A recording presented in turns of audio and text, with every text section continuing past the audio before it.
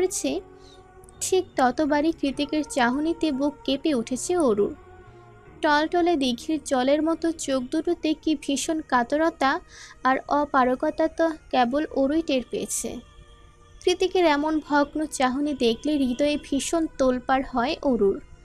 বারবার মনে হয় সবার সামনেই ছুটে গিয়ে কৃতিকের বুকে ঝাঁপিয়ে পড়তে, ওর ভাষা ভাষা চোখের পাতায় আবেশিত চুমু এঁকে দিয়ে গাঢ় দৃঢ় গলায় বলতে, এই তো আমি তোমার বুকেই আছি, তাহলে কেন এই কাতরতা বলো?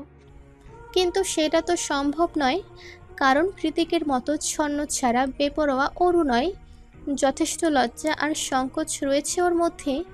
তাই এবার নীলিমাকে রেখে ধীর পায়ে এগিয়ে গিয়ে অরু দাঁড়ালো কৃতিকের পাশ ঘেঁষে।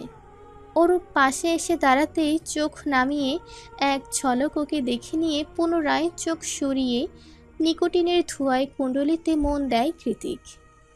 কৃতিকের এহেন মুড অফ হওয়ার কারণটা যে ও নিজেই তা ভালো মতোই আঁচ করতে পারছে অরু। তবুও কিছুটা সংশয় নিয়ে কাপা কণ্ঠে কৃতিককে শুধালো। কি হয়েছে, ঠিক আছেন আপনি? অরুর কথায় কৃতিক আবারও সেই ব্যথাতুর চাহনি নিক্ষেপ করে নরম গলায় জবাব দিল, ঠিক আছি।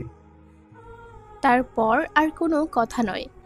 অনবার শাওরকে ডাকতে ডাকতে অরুকে এক প্রকার এড়িয়েই ওখান থেকে চলে গিয়েছে কৃতিক।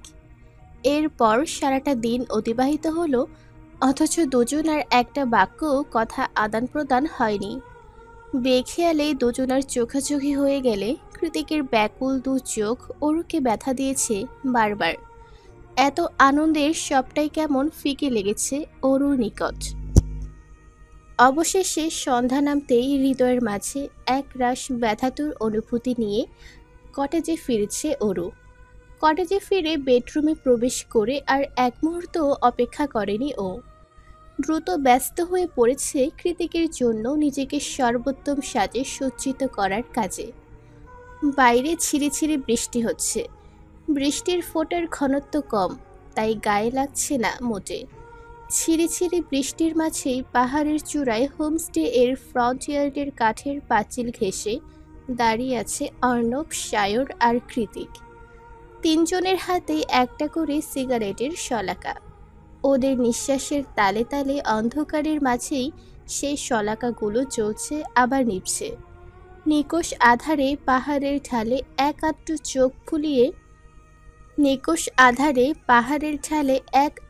চোখ বুলিয়ে নিয়ে অর্ণব দৃষ্টি নিক্ষেপণ করে সায়রের দিকে।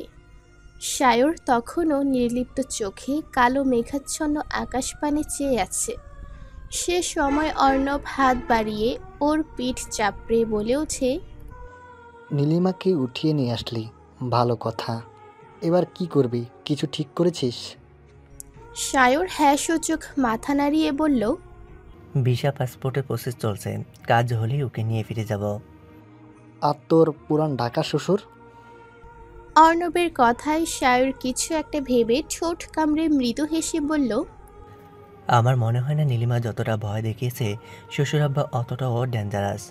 কিছুদিন হয়তো রেগে মেগে বাস হাতে এদিক ওদিক ঘুরে বেড়াবে, তারপর সব ঠিক হয়ে যাবে। চিল বড়ো। অর্ণব ফুস করে একটা দীর্ঘশ্বাস ছেড়ে বলল, তুই তো অলওয়েজ চিল। শ্বশুরের বন্দুকের সামনে দাঁড়িয়ে বলিস চিল আব্বাজান। এত চিল কুই পাচ? অর্ণবের কথায় সায়র মলিন হেসে কৃতিকের দিকে তাকিয়ে বলে, আমরা তো ফিরে যাচ্ছি, তুই কি করবি? সায়রের কথায় একটা ভারী দীর্ঘশ্বাস বেরিয়ে এলো কৃতিকের বুক চিরে। কিছুক্ষণ থম মেরে থেকে ও বলল, আপাতত যাচ্ছি না। কোম্পানির অনেক কিছু এখনো আয়ত্তে আসেনি, সব কিছু বুঝে উঠতে আরও বছরখানিক সময় লেগে যাবে, তারপর না হয় ফিরে যাব। কৃতিকের কথার পাছে অর্ণব সব ভ্রু কঞ্চিত করে বলে উঠল, কোম্পানি তো তুই হেড অফিস থেকেও সামলাতে পারবি, এখানে থাকতে হবে কেন? কৃতিক বলল, ওরুকে নিয়ে ভাবছি আমাদের সম্পর্কটা আর একটু স্বাভাবিক হোক। আমি ওর অভ্যাসে পরিণত না হলে কোনো কিছুই সম্ভব না। নয়তো দেখা যাবে ইউএসএতে ফিরে মা আর আপার জন্য কান্নাকাটি লাগিয়ে দিয়েছে। কৃতিকের কথায় অর্ণব হ্যাঁ সূচক মাথা নাড়ালেও সায়র বাম হাত ঢুকিয়ে দিয়ে বলে উঠল, কিন্তু ওর তো আ আ আ সায়রের কথা জিহ্বা অবধি এসেই থেমে গেল, কারণ এই মুহূর্তে নিজের বাহু দিয়ে ওর গলাটা চেপে ধরে আছে কৃতিক। ওর হাতের বাঁধনটা ছাড়ানোর জন্য সায়র কাইকই করছে খুব। অর্ণবের কাছেও সাহায্য চাইছে, অথচ অর্ণব মিনমিনিয়ে হাসছে আর স্মোকিং করছে। সায়রকে আরেকটু শক্ত করে চেপে ধরে কৃতিক দাঁত কটমটিয়ে বলল, কতবার বলেছি আমার বউয়ের নাম মুখে নিবি না তুই, কথা কানে যায় না? সায়র খ্যাক খ্যাক কেসে উঠে অস্পষ্ট আওয়াজে বলল, আরে ভাই আমি বিবাহিত এখন, স্যার। বিবাহিত কেন? 3 বাচ্চার বাপ হলেও তুই আমার বউয়ের নাম মুখে আনবি না, ব্যাস। কৃতিকের কথায় সায়র এবার বিরক্ত হয়ে বলল, এমন ভাব করছিস যেন আমার মুখে জীবাণু লেগে আছে। আমি তোর বউয়ের নাম মুখে নিলেই ফুসকা পড়বে। হ্যাঁ পড়বে, 100 বার পড়বে, কারণ তুই পুরোটাই একটা মহামারী। আজ থেকে তোর নাম রাখা হলো সায়র ভাইরাস। আর আমি একদমই চাই না আমার ওইটুকুনি বউটা তোর ভাইরাসে আক্রান্ত হোক। দূর হ শালা। কথা শেষে করে সায়রকে ধাক্কা মেরে কাদার মধ্যে ফেলে দিল কৃতিক। তা দেখে অর্ণব না চাইতেও মুখ ফসকে হো হো করে হেসে দিল। কৃতিকও নতুন উদ্যমে সিগারেট ধরিয়ে মিট মিট করে হাসির সংবরণ করছে। যথাসাধ্য চেষ্টা করেও মুখের আদলে গম্ভীর ভাবটা ধরে রাখা যাচ্ছে না কিছুতেই।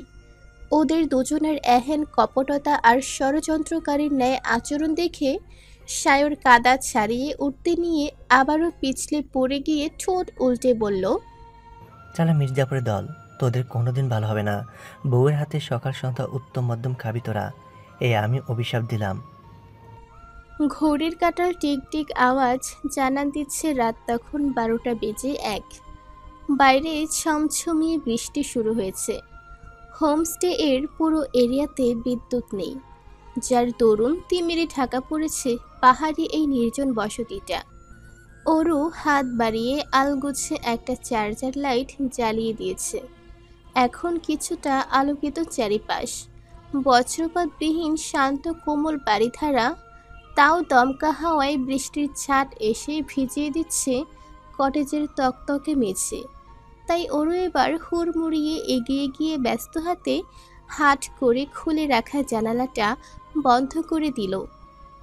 ওরু যখন রিনঝিন চুরি বাজিয়ে দ্রুত হস্তে জানালা বন্ধ করছিল, ঠিক তখনই অন্য পাশ দিয়ে চুল থেকে বৃষ্টি কণা ছেড়ে সরাতে সরাতে এক প্রকার ছুটেই রুমে প্রবেশ করে কৃতিক। রুমে এসে আবছা আলোয় ওরুকে না দেখতে পেয়ে গলা ছেড়ে ডেকে উঠল ও। হরু। কৃতিকের আওয়াজ পেয়ে ওরু তাড়াহুড়ো হাতে নিজের শাড়িটা ঠিকঠাক করে চুলগুলো আরেকটু ভালো মতো পরিপাটি করে হাতে একটা রেড ভেলভেট কেক নিয়ে এগিয়ে গেল মেইন ডোরের দিকে। কৃতিক এখনও একই জায়গাতে ঠায় দাঁড়িয়ে আছে। ওরও এগিয়ে গিয়ে কৃতিকের মুখোমুখি হয়ে দাঁড়িয়ে ওর সামনে কেকটা বাড়িয়ে দিয়ে এক গাল হেসে বলল, হ্যাপি বার্থডে হাজবেন্ড, জন্মদিনের অনেক অনেক শুভেচ্ছা আপনাকে। মোমবাতিটা নিভে যাবে, ঝটপট কিছু উইশ করে ফেলুন। আমার আর কিচ্ছু চাওয়ার নেই। কৃতিকের দু চোখে তখন জ্বলজ্বল করছিল এক টুকরো মোমবাতির নিয়ন অগ্নিশিখা, অথচ কেকের দিকে ওর কোনো রকম নজরই নেই। মাদকতার অনলে ডুবে যাওয়া ঘোর লাগা দুটো চোখ আটকে আছে অরুর কাজল কালো চোখে। কৃত্রিম উপায়ে রঙিন করা রোজে দুটো ফিনফিনে ঠোঁটের ভাঁজে, আর তারপর সেই আকর্ষিত এক ফলে নির্মিত বাঁকানো কোমর, যা কৃতিকের সুস্থ সবল মস্তিষ্কটাকে অচল বানিয়ে দিতে সক্ষম। আর সেই ঘোরের মাঝেই অস্ফুটে কথাটা বলে ওঠে কৃতিক। কৃতিকের কথার পাছে অরু সব ভ্রু কুঞ্চিত করে বলল, কিছু চাওয়ার নেই মানে? এ আবার কেমন কথা? অরুর কথার জবাব দিল না কৃতিক। উল্টে অরুর আগাগোড়া ইশারা করে ওকে প্রশ্ন ছুড়ে হাসকি স্বরে বলল, is it my birthday present baby? Aru জবাব দিল না। তীব্র সংকোচে মাথাটা নিচু করে ফেলল তৎক্ষণাৎ। মৌনতার সম্মতির লক্ষণ সেটা ভেবেই বাঁকা হাসি খেলে গেল কৃতিকের ঠোঁটের আগায়।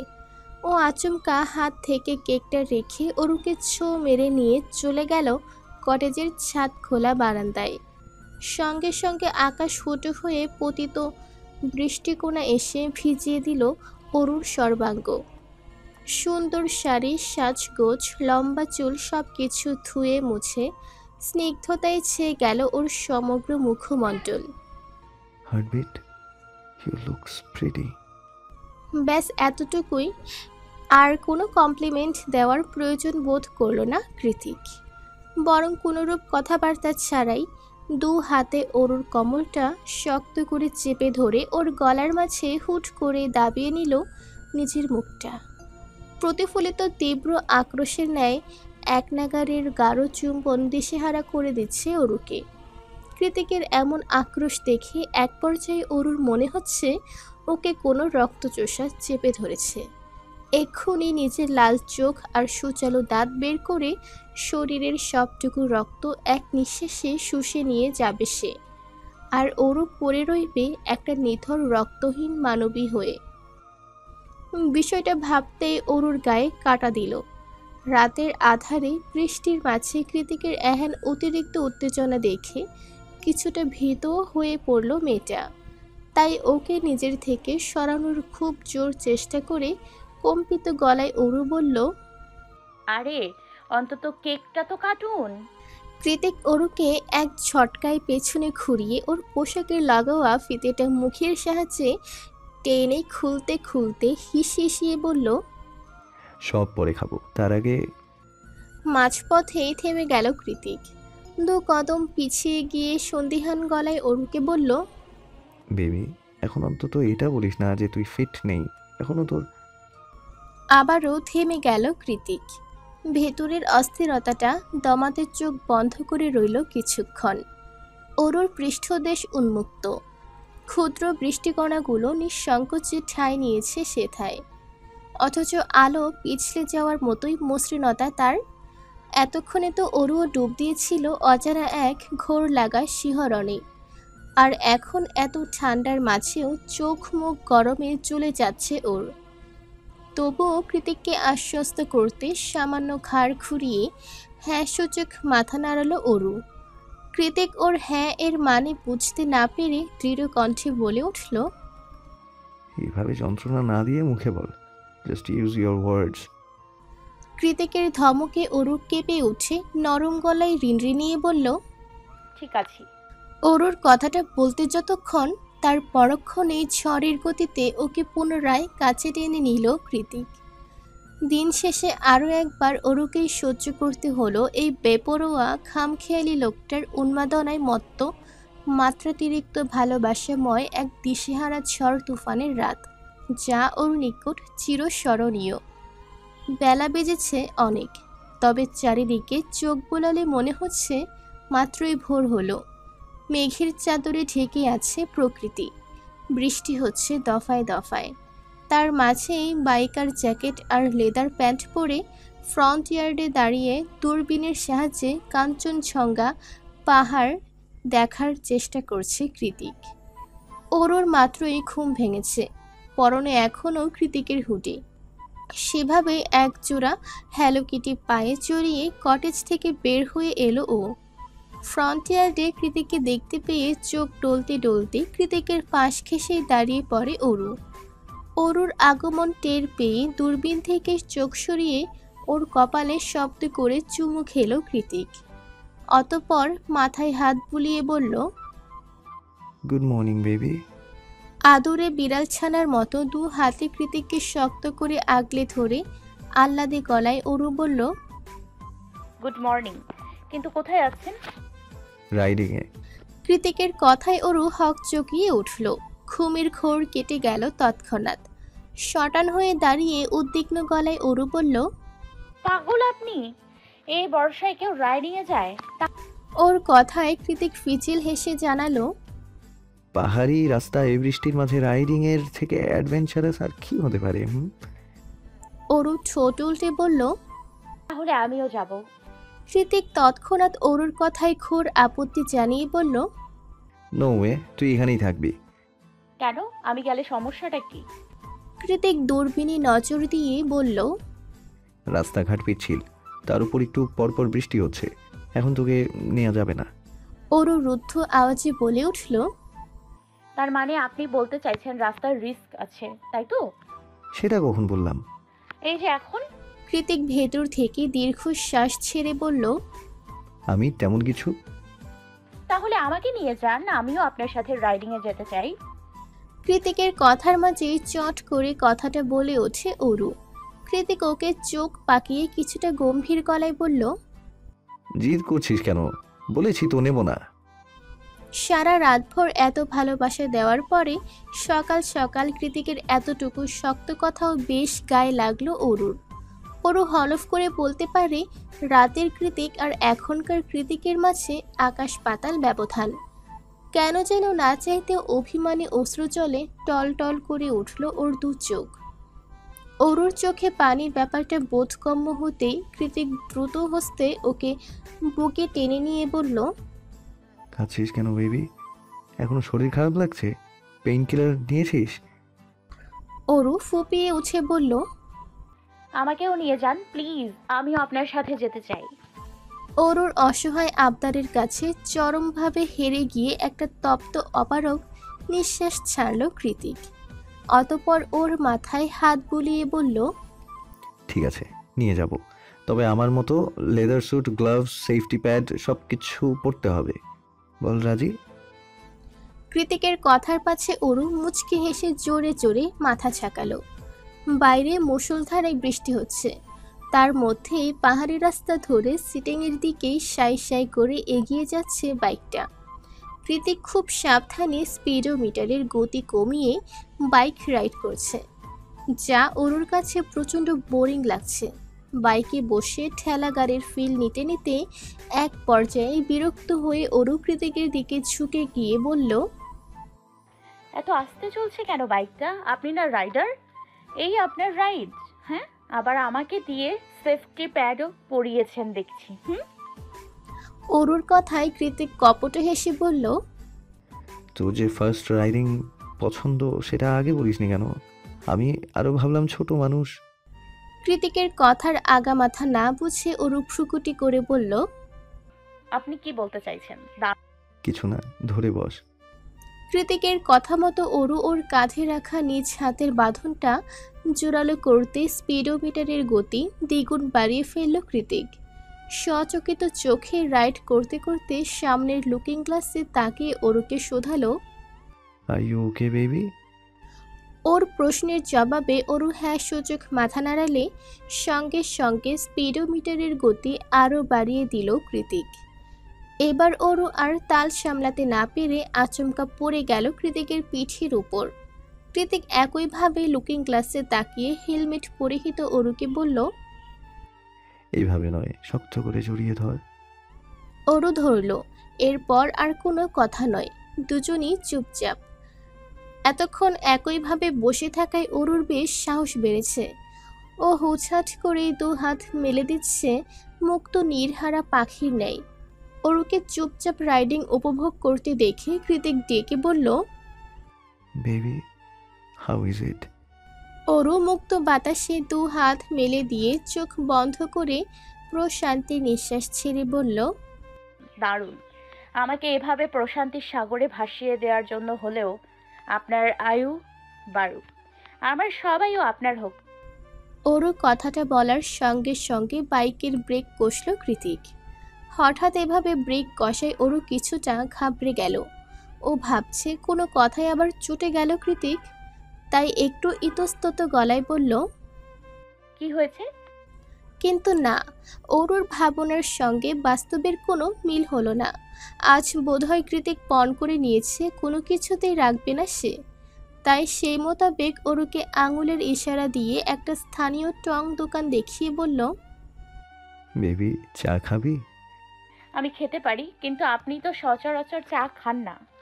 অরুর কথায় কৃতিক ওর কপালে আঙুলের টোকা দিয়ে বলল, তোর জন্য সব খেতে পারি আমি, ইভেন ডাস্টবিনে ফেলে দেওয়া খাবারও। কৃতিকের কথাটা চট করে অরুর কাছে পরিচিত শোনালো। তবে কোথায় এমন কিছু হয়েছে বিষয়টা নিয়ে ভাবতে গিয়েও বেশি দূর এগোতে পারল না ও। তার আগেই কৃতিক টেনে টুনে নিয়ে গেল চায়ের দোকানে। চা পান করে নতুনত্ব মেয়ে আবারও বাইক এগিয়ে যায় স্বীয় গতিতে। দুপুরের দিকে বৃষ্টিটা একটু থেমে গেলেও এখন বিকেল বাড়ার সাথে সাথে পুনরায় বৃষ্টির গতিবেগ বেড়েছে। অরুর তাতে কোনো ধরনের মাথা ব্যথা না থাকলেও কৃতিক কিছুটা চিন্তিত, পাছে না আবার ঠান্ডা লেগে যায় দুজনারই।